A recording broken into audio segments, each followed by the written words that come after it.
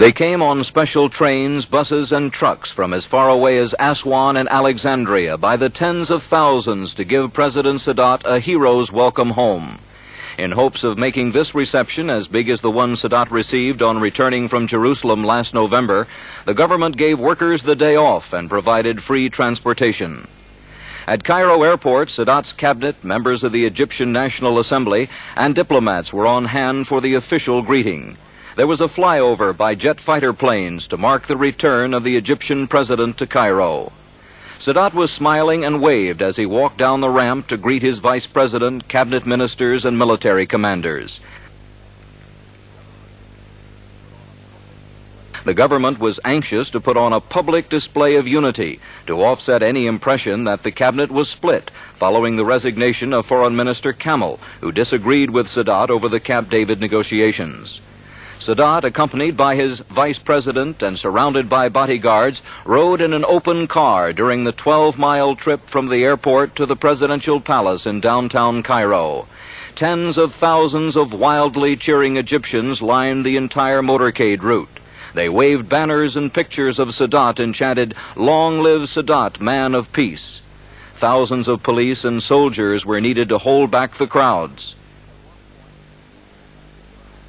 At one point, enthusiastic Egyptians closed in on the president's car and had to be fended off by bodyguards. Security was extremely tight. A military helicopter shadowed the entire motorcade route. Several times, people rushed past police in an effort to touch the president. This man was trying to deliver a note. Police were especially uneasy today because of threats made against Sadat by some Arab leaders opposed to the Camp David agreement. President Sadat may not be very popular with some of the hard-line Arab states, but as this demonstration has shown, he is very popular at home. As Sadat's car crossed the Nile near his home, the crowds grew even larger. At one point, people on horseback and camel drivers galloped alongside the motorcade. The Egyptian people gave their president more than just a welcome home today. It was a display of Egyptian nationalism and pride. As one person commented, "We are now Egyptians first and Arabs second." John Palmer, NBC News, Cairo.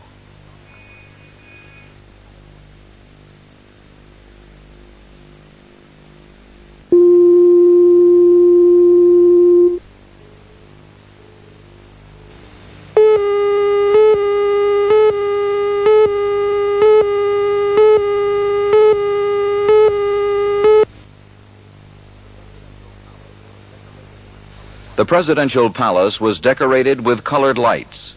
In the garden, an orchestra played Arab music. For the first time in more than a month, Anwar Sadat took a day off from the controversy of the Camp David peace agreements. His 21-year-old son Gamal was getting married to the daughter of a prominent Egyptian businessman.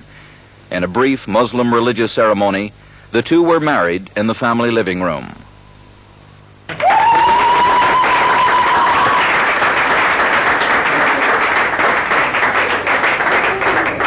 Here, for a change, the problems were small ones, like trying to exchange rings that don't fit.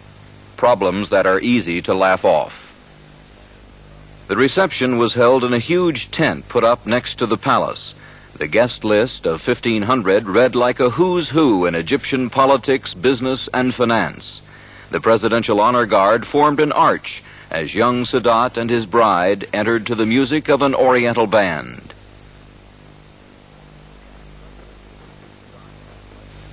President and Mrs. Sadat spent much of the evening greeting friends. The subject of Camp David came up only once when Sadat said he was pleased to hear that the Israeli cabinet had approved the framework agreements signed by Prime Minister Begin. As in most Egyptian weddings, there was a belly dancer.